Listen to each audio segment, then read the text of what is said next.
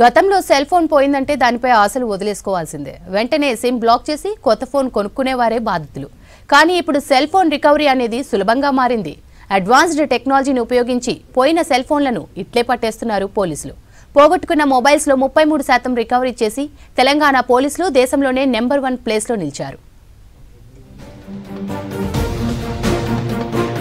చోరీకి గురైన ఫోన్లను రికవరీ చేయడంలో దేశంలోనే తెలంగాణ ఫస్ట్ ప్లేస్ లో నిలిచింది. సాధారణంగా రద్దీ ప్రాంతాలు, ట్రైన్స్, బస్సులను టార్గెట్ చేసి పర్సులు, సెల్ ఫోన్లు కొట్టేస్తూ ఉంటారు దొంగలు. అయితే పోగొట్టుకున్న పర్సులు, డబ్బులు దొరకకపోవచ్చు, కానీ సెల్ ఫోన్ మాత్రం అలా కాదు. అడ్వాన్స్డ్ టెక్నాలజీని ఉపయోగించి అతి తక్కువ సమయంలోనే పోగొట్టుకున్న సెల్ ఫోన్ ను ట్రేస్ చేసి ఎక్కడుందో గుర్తిస్తున్నారు తెలంగాణ పోలీసులు. Central equipment identity register CEIR portal ద్వారా పోగొట్టుకున్న చోరీకి గురైన సెల్ ఫోన్ల రికవరీలో తెలంగాణ దేశంలోని అన్ని రాష్ట్రాలను అధిగమించి అగ్రస్థానంలో నిలిచింది. CEIR డేటా ప్రకారం తెలంగాణలో 33.71% ఫోన్లను పోలీసులు రికవరీ చేశారు. ఇప్పటి వరకు రాష్ట్ర వ్యాప్తంగా 15,024 ఫోన్లను ఓనర్లకు తిరిగి ఇచ్చారు తెలంగాణ పోలీసులు. వీటిలో గత 2 వారాల్లోనే 1000 స్మార్ట్ ఫోన్లను యజమానులకు అందజేశారు.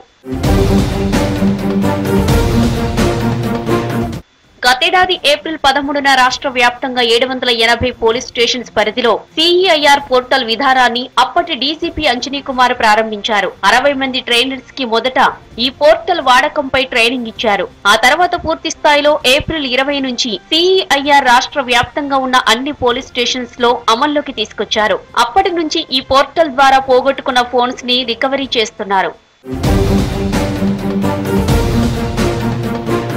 CEIR పోర్టల్ కోసం జిల్లాల వారీగా స్పెషల్ నోడల్ ఆఫీసర్స్ ని నియమించారు ఉన్నతాధికారులు. CID ఆఫీస్ లోని మెయిన్ సర్వర్ తో పోర్టల్ ని ఆపరేట్ చేస్తున్నారు. పబ్లిక్ పోగొట్టుకున్న ఫోన్స్ ని గుర్తించి తిరిగి వారికి అప్పగిస్తున్నారు. ఇక ట్రేస్ కాని మొబైల్స్ ని పనిచేయకుండా పూర్తిగా బ్లాక్ చేస్తున్నారు.